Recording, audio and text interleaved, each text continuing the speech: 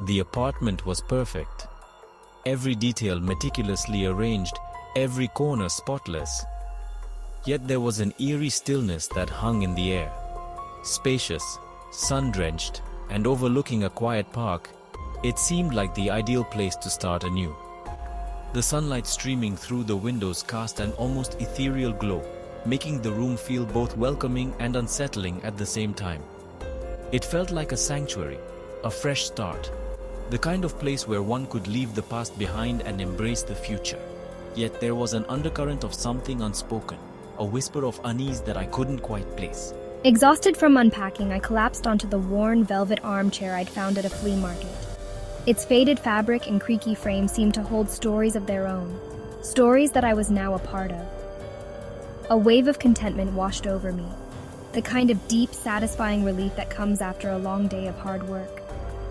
I closed my eyes, letting the quiet of the room envelop me. As the last rays of sun dipped below the horizon, casting long shadows across the room, Aisha noticed something odd. The shadows seemed to dance and shift in ways that defied the setting sun. A small ornate box tucked away behind a loose floorboard caught her eye. Curiosity piqued. She carefully pried it open, her heart racing with a mix of excitement and trepidation. Inside, nestled on faded velvet, lay a tarnished silver locket. Its intricate design hinted at a history long forgotten, a story waiting to be uncovered. It was cold to the touch, sending a shiver down my spine. The metal felt almost alive, as if it held the memories of those who had worn it before. Something about it felt off. I tried to shake off the feeling, but it lingered like the scent of rain in the air. The unease settled deep within me, a constant reminder that not everything was as it seemed in my new home.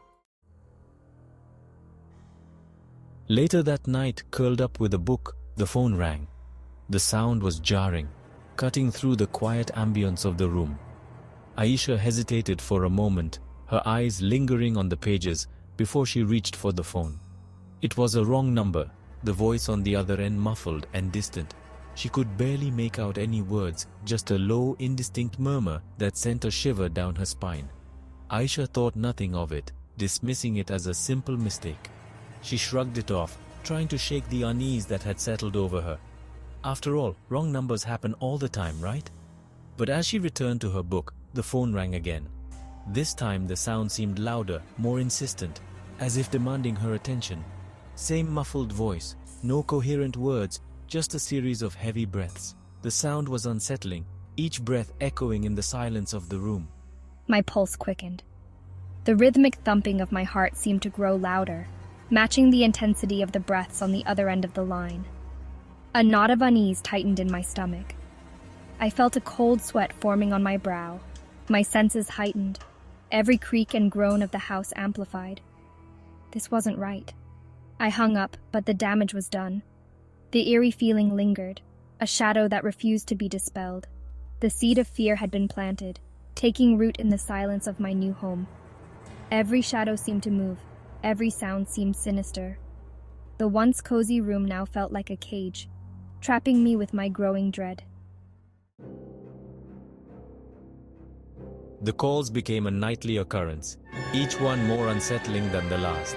Sometimes it was just breathing, heavy and ragged, as if someone was struggling for air. Other times, a voice, distorted and chilling, whispered threats Aisha couldn't quite decipher. Sleep became a distant memory.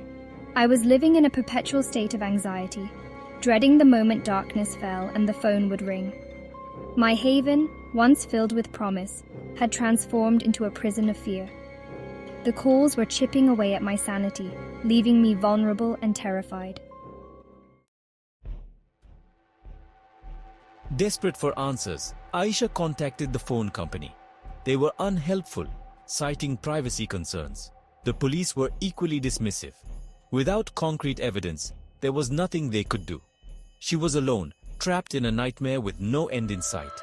The calls were a constant reminder of my helplessness, a sinister game played by an unseen tormentor. As days turned into weeks, paranoia became my constant companion. Every creak of the floorboard, every rustle of leaves outside my window, sent shivers down my spine.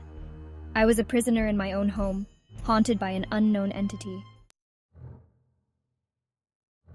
One night, a breakthrough. The voice on the other end, though still distorted, spoke clearly. "You should never have come here." But before I could respond, the line went dead. That's when it hit me. This wasn't random. This was personal. My mind raced, trying to connect the dots. Who would target me, and why? Then a chilling realization washed over me. The locket, the apartment. This place held secrets, dark and dangerous secrets, and I had unwittingly stumbled upon them. Driven by a mixture of fear and newfound determination, I raced out of my apartment. I needed answers, and I needed them now. The address on an old envelope tucked inside the locket was my only lead. As I sprinted through the deserted streets, the phone rang again. This time the voice was clear as day, close, as if the caller was right behind me. Panic surged through me. I didn't dare slow down, my breath catching in my throat. Reaching the address, a dilapidated Victorian house at the edge of town, I burst through the unlocked front door. The house was dark, silent, except for the sound of my own ragged breathing. As my eyes adjusted to the darkness, I saw him. Standing in the shadows, phone clutched in his hand, was my neighbor, the friendly old man who lived across the hall. His face, usually etched with kindness, was twisted into a grotesque mask of rage. Betrayal and confusion washed over me. How could this be? Before I could react, he lunged. A struggle ensued, the locket falling from my grasp and clattering onto the hardwood floor. He was stronger than I anticipated, his grip like a vice. Fear pulsed through my veins, cold and sharp. He was going to kill me. The realization hit me with the force of a physical blow. I managed to break free, scrambling back, my mind racing for an escape route. The house was a labyrinth, each room filled with shadows and the weight of unspoken secrets. I spotted a window, a beacon of hope in the suffocating darkness. As I fumbled with the latch, a hand clamped down on my shoulder, yanking me back. His eyes burned with an eerie intensity, his voice a low growl. He was going to make sure I wouldn't reveal his secret. The truth about the locket, about this house, about him. Just as I thought all hope was lost, a deafening crash. A figure emerged from the shadows, tackling my attacker.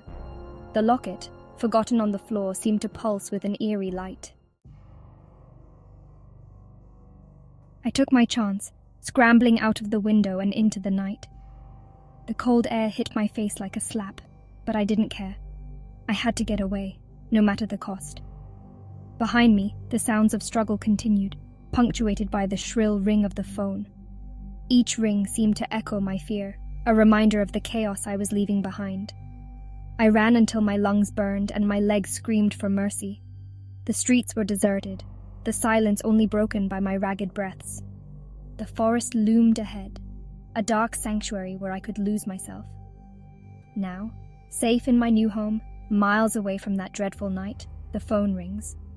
My new home is supposed to be a haven, but the ringing phone shatters that illusion. 1 ring, 2 rings, 3 rings. Each ring is a countdown, a ticking clock that brings the past closer to the present. A shiver runs down my spine. I let it go to voicemail. The fear is too great, the memories too fresh. The voice on the recording is distorted, but I recognize the words. You can run, but you can't hide. The message is clear, a chilling reminder that my past is not so easily escaped. The locket, clutched tightly in my hand, suddenly feels unbearably cold. It's a relic from a time I wish I could forget. The nightmare isn't over. It's just beginning. The fear is back, stronger than ever, and I know that the unanswered question will haunt me until I find the courage to face it.